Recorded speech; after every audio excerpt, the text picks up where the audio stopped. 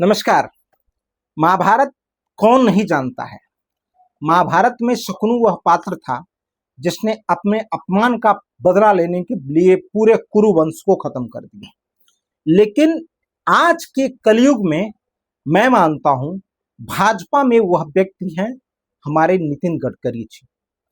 नितिन गडकरी जी ऐसा क्यों कर रहे हैं और मैं ऐसा क्यों कह रहा हूं आपको, उसको जरा बैकग्राउंड में जाइए। आपको याद होगा जब 2014 का इलेक्शन था, उस समय प्रधानमंत्री के रूप में प्रोजेक्ट करने के लिए सबसे पहले ये चाहते थे कौन? लाल कृष्ण आडवाणी जी। लेकिन लाल कृष्ण आडवाणी जी नहीं हो पाए, तो फिर नितिन गडकरी जी भाई पुराने नेता हैं, उनके भी मन में बहुत सारी इच्छाएं थी कि हमें प्रोजेक्ट कर दिया जाए। लेकिन गाहे बिगाहे सबसे बड़ा योगदान हमारे राजनाथ सिंह जी का जो था, जो आपके रक्षा मंत्री जी हैं, उन्होंने जो है सबकी बातों को दरकिनार करते हुए प्रधानमंत्री श्री नरेंद्र मोदी जी को प्रधानमंत्री के रूप में उनको आगे लेके आए और उनके आने के ही वजह से 2014 में पहली बार किसी एक पार्टी की पूर्ण बहुमत की सरकार बनी।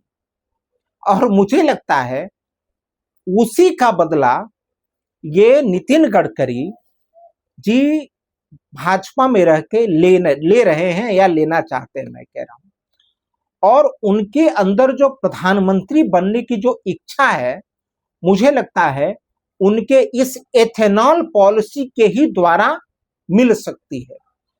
देखिए, नितिन गडकरी जी के को लेकर के आप किसी भी प्रकार का जो है पार्टियों के अंदर, चाहे वो भाजपा हो चाहे विपक्ष हो, नितिन गडकरी को लेकर के आपको किसी भी प्रकार का किसी भी पार्टी में किसी भी तरीके से विरोध नहीं मिलेगा।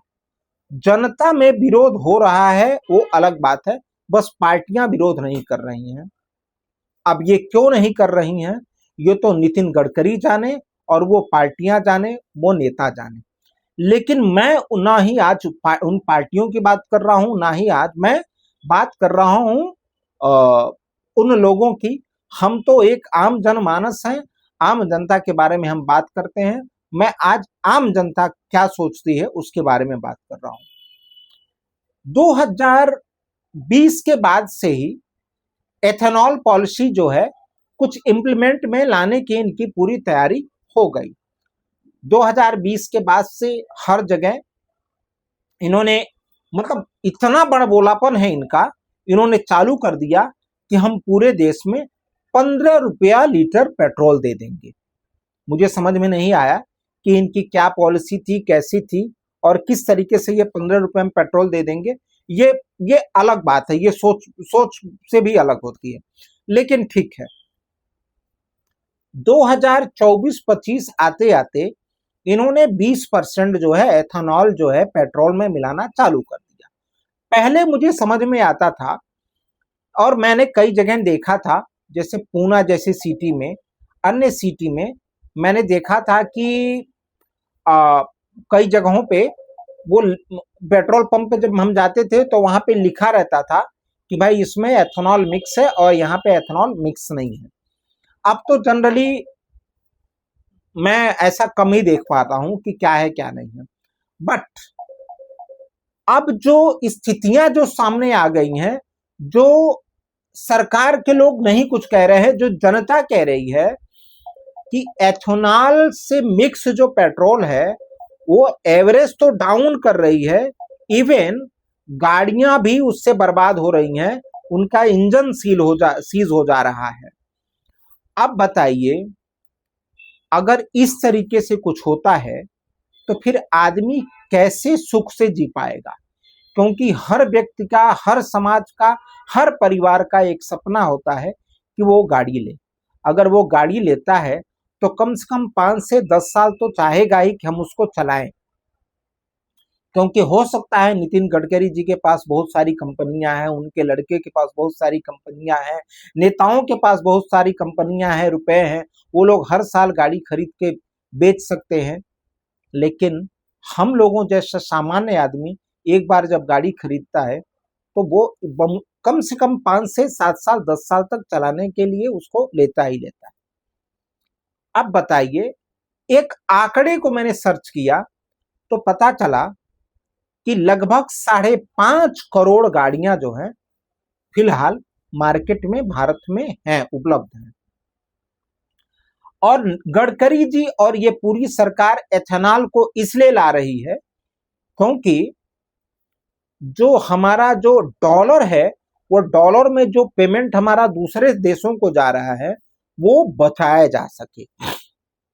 मैंने रिसर्च किया चैट जीपीटी के थ्रू, गूगल के थ्रू, तो मुझे ये पता चला कि ये जो बचत की बात हो रही है वो 3 से 4% जो होगा वो इंपोर्ट कम हो जाएगा। वो उसका जो होता है लागत मूल्य वो होता है 40,000 से 45,000 करोड़ पर ईयर। ठीक है, अब आप बोलेंगे कि 40,000 से 45,000 पर करोड़ पर ईयर, ये तो बहुत बड़ी रकम है, इतना तो बचत हो रहा है। लेकिन इसके पीछे आइए आप। अब मान लीजिए हमारे यहाँ 5.5 करोड़ गाड़ियां हैं और फिर मैंने 2025-26 का डेटा निकाला तो उसमें पता चला कि लगभग 80 से 85 लाख गाड़ियां नई आई।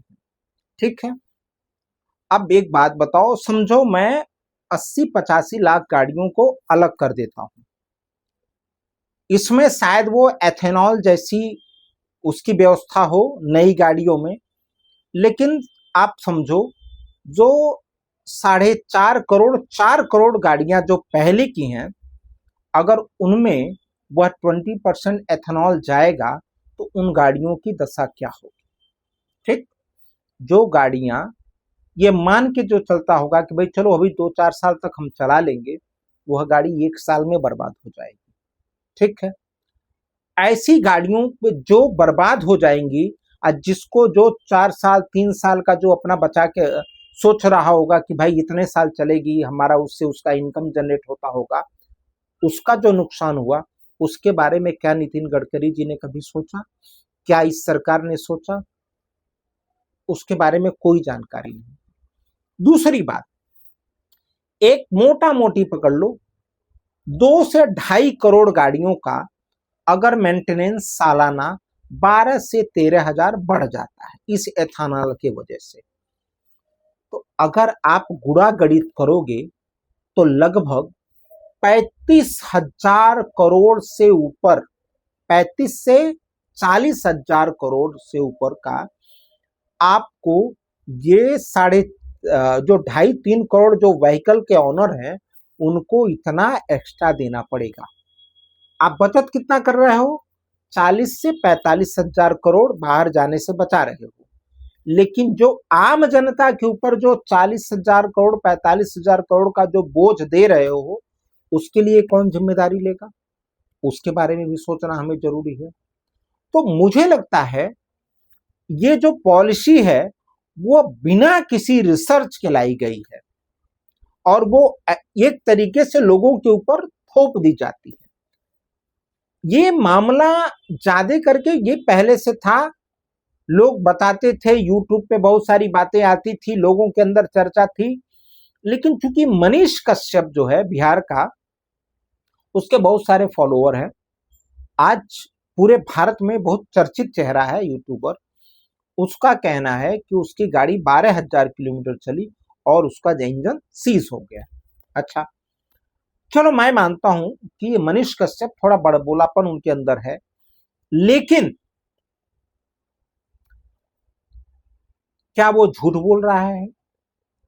अगर झूठ बोल रहा है तो सरकार की सफाई इस पे कुछ आ रही है? आपने देखा होगा कि इन पूरे घटनाक्रम में सरकार के तरफ से कहते हैं ना कि जब बात सही, आपके अगर आपने कोई प्रश्न किया और उस प्रश्न का उत्तर सटीक मिल जाता है तो आपके अंदर रहता है कि भाई ठीक है, इसका उत्तर हमें मिल गया। लेकिन अगर आपके प्रश्न का उत्तर गोल मोल करके दिया जाए कि एथेनॉल तो रेसिंग गाड़ियों में भी इस्तेमाल होती हैं, तो बताइए ये गोल मोल जवाब है कि नहीं? भाई जो रेसिंग गाड़ियां होती हैं, हो सकता है वो एथेनॉल के लिए बनी हो। तो क्या आपके देश में एथेनॉल जो गाड़ियां बनी हैं जो अब तक हैं, क्या वो एथेनॉल से को मान के चली थी कि यही लगेगा और उसके बेस पे वो गाड़ियों का इंजन बना था? तो सबसे पहले हरदीप सिंह पुरी जी का ये जवाब जो है ना, महा घटिया है और इसके अलावा कुछ नहीं। तो मेरा मानना ये है कि जो एथेनॉल से रिलेटेड ये लोग काम कर रहे हैं वो बहुत ही गलत है और आज नहीं कल ये हमको और आपको भी ये बहुत बड़ा नुकसान देने वाला है। बचत तो कुछ हो नहीं रही है, नुकसान आप ज्यादा करा रहे हो। जो गाड़ियों का मेंटेनेंस वैसे भी 10-12 हजार रुपया साल का जाता है, अब और 10-12 हजार रुपया और उसके ऊपर डाल रहे हो। तो आप नुकसान कर रहे हो कि फायदा कर रहे हो? तो मुझे लगता है कि इन सारे नुकसान, अच्छा नीति, ये सारी जो क्रिया प्रक्रिया वो कौन कर रहा है? वो सब जो है हमारे नितिन गडकरी जी के थ्रू किया जा रहा है। अब नितिन गडकरी जी ये सब करते जा रहे हैं, लेकिन न पक्ष इसके बारे में कुछ सोच बोल रहा है और न विपक्ष की आवाजें आ रही हैं। आवाजें किसकी आ रही हैं? आम जनता की। तो क्या वो जो प्रधानमंत्री बनने की इनके अंदर जो टीस थी, उस टीस के चक्कर में ये सब झोल झाल कर रहे हैं? ताकि, क्योंकि देखिए अगर कुछ इस तरीके से 6 महीना भी लोगों ने एथेनॉल भरा लिया तो अचानक से लगभग कम से कम 1 करोड़ से 1.5 करोड़ गाड़ियां ठप कर जाएंगी। अब 1 से 1.5 करोड़ गाड़ी अचानक से केवल एथेनॉल की वजह से अगर गड़बड़ा जाती हैं तो फिर सोच लीजिए कितना बड़ा नुकसान होने वाला है इस देश का। तो मुझे लगता है कि एथेनॉल को लेकर के जो पॉलिसी है वो, उसमें अभी रिसर्च की जरूरत है। आप लाइए, मैं मना नहीं कर रहा हूं, लेकिन यह पॉलिसी आप साल 2 साल बाद 3 साल बाद लेके आइए। उसके बाद धीरे धीरे और वहां पे लिखिए कि भाई ये 2026 की जो मॉडल की गाड़ियां हैं उनके लिए है, या 2025 के लिए है, या 2025 के पहले वालों के लिए नहीं है। ये सब लिखिए, क्योंकि इस तरीके से आप अगर मतलब अंधकार में हम सबको रखेंगे, न कुछ रिसर्च के बारे में बताएंगे, क्योंकि जनता के अंदर रिसर्च को भी जानना, मतलब बताना जरूरी होता है। तो मुझे लगता है नितिन गडकरी जी का ये जो फैसला है, और किसी राजनीतिक पार्टियों द्वारा कुछ इसके ऊपर कुछ बोल नहीं रहे, कोई ऑब्जेक्शन नहीं उठा रहे हैं, तो ये कहीं न कहीं, जैसे राम मंदिर वाला मुद्दा आया था ना, पता सबको था, लेकिन कब ये उठा? जब ये चुनाव आने वाला है, 2027 का चुनाव आने वाला है, तब ये उठा और ये बड़ा तेजी से चल रहा है। वैसे ही एथेनॉल वाला जो मुद्दा है ना, मानो या मत मानो, 2029 का जो इलेक्शन है ना, उसकी बिसात बिछाई जा रही है अभी से। और ये नितिन गडकरी जी को लग रहा है कि हो ना हो, अभी 240 पे लेके आया हूं, तो अगर कहीं और आ गए नीचे तो फिर कांग्रेस के साथ मिलके हम प्रधानमंत्री बन जाएंगे। क्योंकि बीच बीच में उनके बयान आपने सुना होगा कि हमको तो प्रधानमंत्री का बनने का ऑफर दिया गया था। ये बयान है, आप सोशल मीडिया में है, जाके सर्च कीजिएगा। तो मुझे लगता है कि नितिन गडकरी जी जो है ना, वो प्योरली शकुनी का रोल अदा कर रहे हैं, बोल कोई नहीं रहा है, और एथेनॉल के चक्कर में भाजपा को बर्बाद करेंगे। जो देश में बर्बादी होगी वो अलग से होगी। आपको क्या कहना है? आपको क्या लग रहा है इसमें? क्योंकि गाड़ियां अगर आपके पास हैं तो क्या आप एथेनॉल मिश्रित पेट्रोल बनाने क्या कष्ट करेंगे? अगर करेंगे तो क्यों करेंगे, ये जानना बहुत जरूरी है। धन्यवाद, नमस्कार, प्रणाम।